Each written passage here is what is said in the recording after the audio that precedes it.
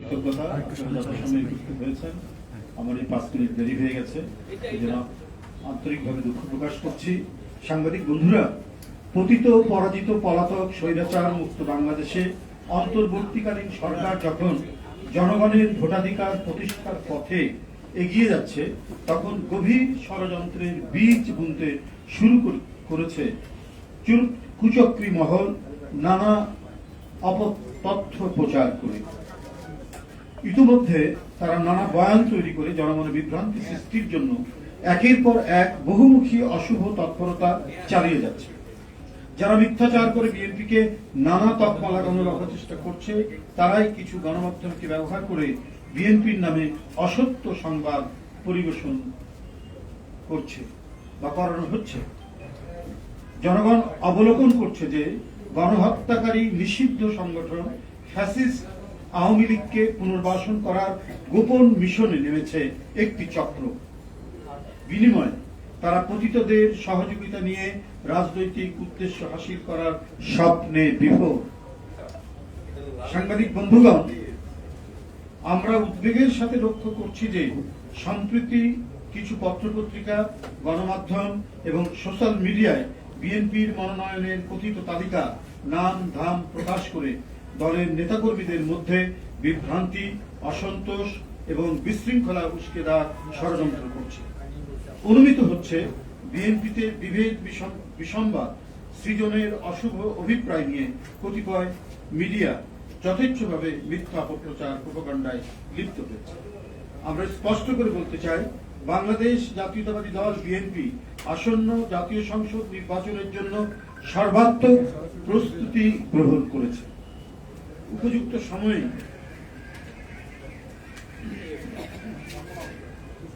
দলের নির্ধারিত যে প্রক্রিয়া, যে সিস্টেমে যাচাই বাছাই করে মনোনয়ন দেওয়া হয়, সেই যাচাই বাছাই করে যোগ্য ও সর্বোপরি জনগণের কাছে গ্রহণযোগ্য জনপ্রিয় ব্যক্তিকেই বেছে নিয়ে তাদের নাম প্রকাশ করা হবে। কোন নির্বাচনী এলাকায় কোন প্রার্থীকে গ্রিন সিগন্যাল বা সবুজ সংকেত দেওয়া হয়নি। প্রত্যাশীদের মধ্যে দলীয় নানা কার্যক্রমে যার পারফরমেন্স ভালো, তাকেই প্রার্থী হিসাবে মনোনীত করা হবে। বিএনপির মনোনয়ন দেওয়া হয় তার নিজস্ব গঠনতান্ত্রিক উপায়, কোন সবুজ সংকেতের মাধ্যমে নয়। জাতীয় সংসদ নির্বাচনের কিংবা যে কোনো নির্বাচনে দলের প্রার্থী মনোনয়নের দায়িত্ব পার্লামেন্টারি বোর্ড পালন করে এবং এ ব্যাপারে বোর্ডের সিদ্ধান্ত চূড়ান্ত বলে গণ্য হয়। আমাদের পার্লামেন্টারি বোর্ড, আপনারা জানেন যে স্ট্যান্ডিং কমিটি যেটা, সেটাই পার্লামেন্টারি বোর্ড সভাপতিত্ব করেন চেয়ারম্যান। সুতরাং তফসিল ঘোষণার পরেই দলের ভারপ্রাপ্ত চেয়ারম্যান তথা বিএনপি কেন্দ্র থেকে ঘোষণা ব্যতীত এখন পত্রপত্রিকায় প্রকাশিত কোন মনগড়া সংবাদে বিভ্রান্ত না হওয়ার জন্য সারা দেশের নেতাকর্মীদের প্রতি আহ্বান জানাচ্ছি।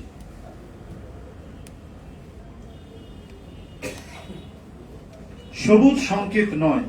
দলের ভারপ্রাপ্ত চেয়ারম্যান জনাব তারেক রহমান প্রতিটি এলাকায় ঐক্যবদ্ধভাবে কাজ করার সুনির্দিষ্ট ও যথাযথ নির্দেশনা দিচ্ছেন। তিনি ভার্চুয়ালি যে সমস্ত এলাকায় কথা বলছেন, সেখানেও তার বক্তব্যে তিনি এই কথাটি বলছেন, বা ঢাকায় এসে যারা কথা বলছেন, যারা মনোনয়ন প্রত্যাশী হতে চান বা দলের নেতাকর্মী যারা আছেন, বিভিন্ন পদে যারা দায়িত্ব পালন করছেন, তাদের প্রত্যেকেই তিনি এই নির্দেশনা দিয়েছেন, আপনারা সবাই ঐক্যবদ্ধ থেকে কাজ করবেন। দল যাকে মনোনয়ন দিবে তার জন্য সকলে আপনারা কাজ করবেন। কিন্তু এখনই কোনো মনোনয়ন দিয়ে দেওয়া হয়নি, যেটা আমরা বিভিন্ন পত্র পত্রিকায় দেখতে পাচ্ছি। তালিকা ঘোষণা করা হয়েছে, এই সম্ভাব্য হতে পারেন, এই ধরনের বিষয়গুলো আমরা দেখছি, যার কারণে আপনাদেরকে এটা পরিষ্কার করে দেওয়া। তিনি তাগিদ দিচ্ছেন, অর্থাৎ ভারপ্রাপ্ত চেয়ারম্যান, বিএনপির নেতাকর্মীদের নিজেদের মধ্যে ঐক্যবদ্ধ থাকতে হবে। তিনি বলেছেন, আমাদের ইস্পাত কঠিন ঐক্য ধরে রাখতে হবে। আমাদের প্রত্যেককে গণসম্পৃক্ত কাজে সংশ্লিষ্ট থাকতে হবে। জনগণ বিরক্ত হয় এমন কোন কাজে দলের নেতাকর্মীরা কখনোই লিপ্ত থাকবে না, জড়িত থাকবে না। তাহলে অবশ্যই জনগণের রায় ধানের শীষের পক্ষেই আসবে।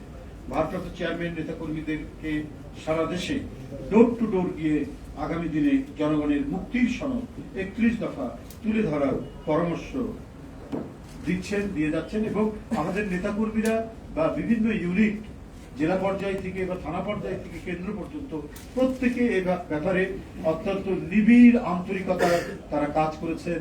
অফিস, আদালত, স্কুল, কলেজ, রাস্তাঘাটে মানুষকে 31 দফার লিফলেট বিতরণ করেছেন এবং ব্যক্তিগতভাবে কেউ জানতে চাইলে বিভিন্ন দফা সম্পর্কে একেবারে বিস্তারিতভাবে তাদেরকে জানিয়েছেন, বলছেন ব্যাখ্যা সহ। তিনি মনোনয়ন প্রত্যাশীদের ঐক্য সুদৃঢ় করার এবং আরো জনবান্ধব হওয়ার নির্দেশ দিয়েছেন। বিএনপির ভারপ্রাপ্ত চেয়ারম্যান জনাব তারেক রহমান বারবার একটি কথা বলেন, যা আমরা মনে প্রাণে বিশ্বাস করি, সেটি হলো জনগণই বিএনপির সকল রাজনৈতিক ক্ষমতার উৎস। জনগণ আমাদের সঙ্গে থাকলে কোনো প্রোপাগান্ডাই বিএনপি থেকে জনগণকে বিচ্ছিন্ন করতে পারবে না ইনশাআল্লাহ। সারা দেশে বিএনপির সর্বস্তরের নেতাকর্মী, শুভার্থী ও শুভাকাঙ্ক্ষীদের প্রতি জনাব তারেক রহমানের আহ্বান, জনগণের ভালোবাসায় থাকুন, জনগণকে ভালোবাসায় রাখুন। ধন্যবাদ সবাই।